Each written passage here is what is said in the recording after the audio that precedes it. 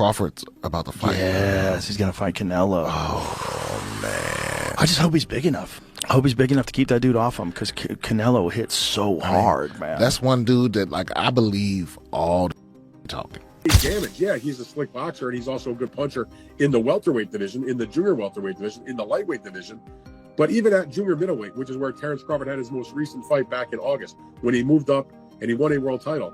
It's the shots that you don't see that hurt the most, and maybe Crawford can hit him with some unexpected shit. And because of the repetitiveness of Canelo, maybe he can time him. Maybe he can counterpunch with him, because Crawford is unbelievable at that. Joe Rogan reveals that while Canelo Alvarez is one of the best, Terence Crawford's skill set is on another level. He emphasizes how Crawford's dismantling of Errol Spence was mind-blowing and believes that if anyone can outthink and outmaneuver Canelo, it's Crawford with his precision timing and ring IQ. Crawford's about to fight. Yes, he's going to fight Canelo. Oh, man. I just hope he's big enough. I hope he's big enough to keep that dude off him because Canelo hits so hard, man. That's one dude that, like, I believe all the talking.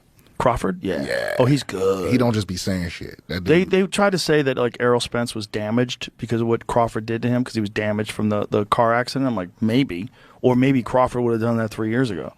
I think he's that good. He's just so skillful. He's so slick. And when he gets, and he's also the best guy in the sport at switch hitting. He'll go from southpaw to orthodox and be just as good and trip you up. Like, you think he's going to start southpaw, he starts orthodox. You prepare for orthodox, he's fighting southpaw. He feels like he's got you timed better orthodox, he'll switch it up. On the Joe Rogan Experience, Terence Crawford expressed his determination to become a three-time undisputed champion. He confidently stated that Canelo Alvarez's size isn't a real issue, downplaying the challenge. Crawford emphasized his belief in his skills and mindset, showing no hesitation about stepping up for the historic opportunity. That would be crazy. I want to be three-time undisputed. To jump up like that, 21 pounds? Yes. What do you walk around at? I don't know. You don't know? Oh, you don't want to tell anybody. I don't know. I don't know. You know what I mean? But how much time would you need to prepare for something like that? Would you gain weight? Would you do anything different? I would definitely have to gain weight. Yeah. You know, and I just believe in my abilities. You know, Canelo's not a big guy. You know, Right. he's 5'8". Right. Fought at 52 when he fought Pacquiao. He's or when he fought Floyd, rather. He's big, like muscular wise, but far as like height, right? Nah. So yeah, that wouldn't be nothing that we had to see. That would be insane for you to go from 140 all the way up to 168. That'd be dope. Terence Crawford's mindset heading into this upcoming clash with Canelo Alvarez reveals a fighter unfazed by public doubt. He acknowledges the size disadvantage, but considers it an extension of the challenges he's already conquered throughout his career. Crawford has consistently thrived under pressure, and this bout presents another opportunity to silence skeptics. While many argue that moving up in weight to face a naturally larger opponent could be a mistake, Crawford embraces the adversity. Citing heart technique and mental strength as his greatest equalizers, he's not just fighting for glory, he's fighting to show that greatness transcends weight divisions. That's a fight because of the challenge. Yeah. I love the challenges, and I love the people that I hear them now. You're too little. You know, Canelo gonna break you. He's gonna stop you. You come from 147, that weight too big. This and that. I can hear now, and that just excites me to go in there and just be like, okay, let me prove him wrong once again. That fight would be gigantic. If Canelo gets through Jamel and then you guys fight, that fight would be gigantic. And it's crazy because, like, in the past interviews, I was like, man, Canelo too big, man. It's weight classes for a reason. I was like, nah.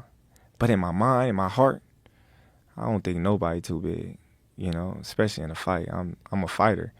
But, like, I was thinking, like, man, it could happen.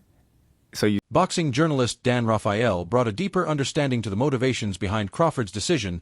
He argued that this isn't about chasing a massive payday, it's about legacy. According to Raphael, Crawford is fueled by a desire to do what has never been done, even if it means taking the hard road. However, he also recognized the enormous risk involved. Facing Canelo requires more than confidence, it demands a perfect performance. Every feint, every counter, and every round must be fought with tactical brilliance. It's the kind of gamble that defines careers for better or worse. I think Terence Crawford is a marvelous boxer, arguably the best in the world, pound for pound. But can you hurt Canelo. If you can't hurt him, I have no doubt he could outbox him. My issue is if you can't hurt him, what kind of a challenge can you truly pose? What do you say to that?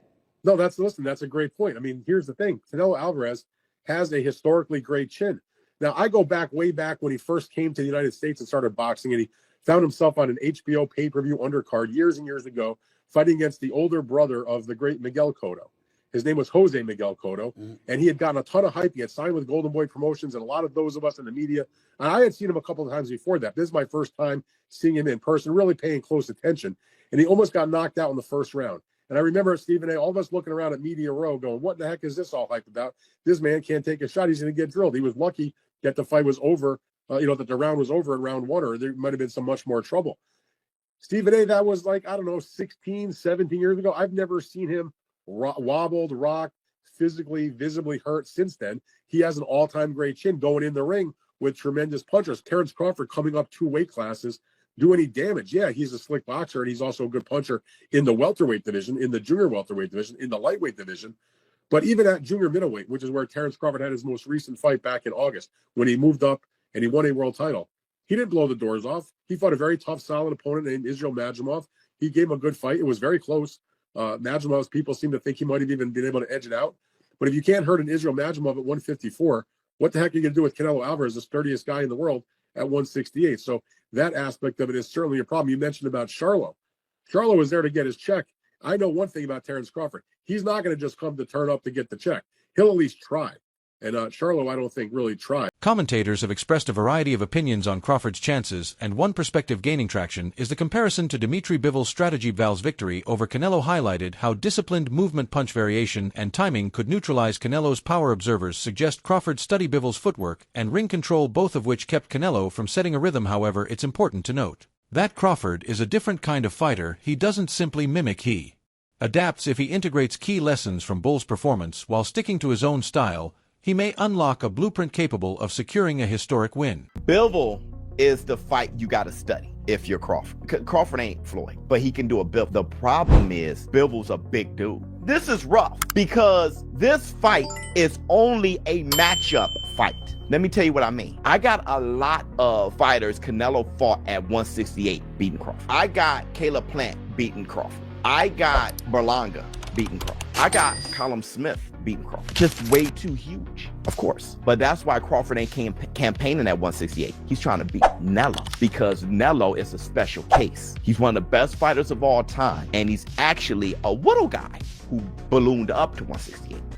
David Benz voiced an unpopular but thoughtful concern regarding the matchup while acknowledging Crawford's brilliance and the high-stakes appeal of a Canelo showdown. Benz questions the physical toll such a jump in weight could impose. His hesitation isn't rooted in doubt over Crawford's abilities, but in the reality that boxing has weight divisions for a reason. While fans see it as a dream fight, purists like Benz worry that the bout may unfairly tip the scale in Canelo's favor. It's not a dismissal of Crawford's courage, it's a caution against sacrificing long-term health for a short-term spectacle.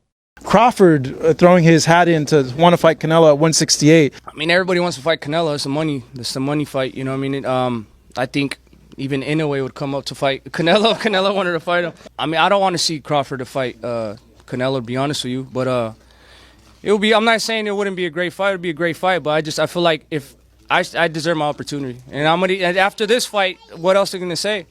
You know what I mean? This is a tough fight. You know, the top people ranked at the WC are fighting each other. So I mean, it should be an easy call. If I can't get those fights, then I'll go up to fight Bivol, or I'll go try to I set my conquest on 175.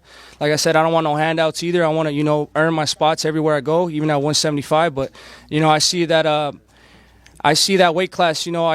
I want to become champion at 175, and that's exactly what I'm going to do. Ryan Garcia's blunt take cuts straight to the core of the debate. Weight matters. While respecting Crawford's skills, Ryan believes that size will be the deciding factor. In his view, Canelo's natural frame gives him an inherent advantage that no amount of technique can completely overcome. The stylistic dynamics between these two fighters have made this one of the most exciting matchups in recent years. Canelo brings a deliberate, heavy-handed style built on timing, accuracy, and relentless bodywork. Crawford, by contrast, thrives on versatility, switching stances, varying angles, and exploiting timing lapses. Pundits agree that Crawford must establish range early and avoid being pushed to the ropes. Where Canelo's combinations are most effective, the balance will lie in Crawford's ability to stay elusive while landing enough clean shots to sway the judges or force Canelo to hesitate. It's a masterclass in the making. Hey Crawford, what do you think? That's going to be a great fight too. I can't believe they made that happen. Turkey's been making a lot of great fights happen. You can't really hate on it. But I'm excited for that. I know Canelo, he's so big, so strong, and I think he'll be just too big. Weight classes matter for a reason. Last question, Ali. He said TFM on. Fighters have managed to unify divisions and remain undefeated while showcasing such a broad skill set. Terence Crawford has done exactly that, all while flying under the mainstream radar. Compared to flashier names, his ability to adjust mid-fight, exploit weaknesses, and control the tempo is rare. However, his clinical style sometimes lacks the explosive knockouts or theatrical aggression that draw casual fans within the boxing community. He's revered as one of the sport's most complete fighters. Outside of it, he remains underrated, an enigma wrapped in excellence, still seeking the opponent that will finally earn him universal respect. Bivol is the fight you got to study if you're Crawford. Crawford ain't Floyd, but he can do a Bivol. The problem is Bivol's a big dude. This is rough because this fight is only a matchup fight. Let me tell you what I mean. I got a lot of fighters Canelo fought at 168 beating Crawford. I got Caleb Plant beating Crawford. I got Berlanga beating Crawford. I got Callum Smith beating Crawford. Just way too huge, of course. But that's why Crawford ain't campaigning at 168. He's trying to beat Canelo because Canelo is a special case. He's one of the best fighters of all time, and he's actually a little guy who ballooned up to 168. Brian Bow McIntyre, Crawford's longtime trainer, sees the matchup through a lens of strategic confidence while acknowledging Canelo's impressive resume and championship experience. Bullmack argues that Crawford's unique abilities, particularly his footwork, hand speed, and ring IQ, give him an undeniable edge. He points to Crawford's discipline in training and his meticulous approach to preparation as signs that he will not only show up, but take over for BMAC. This isn't just about size, it's about who can think faster, adapt quicker, and impose their rhythm. In his eyes, Crawford is more than ready to outbox the Mexican superstar.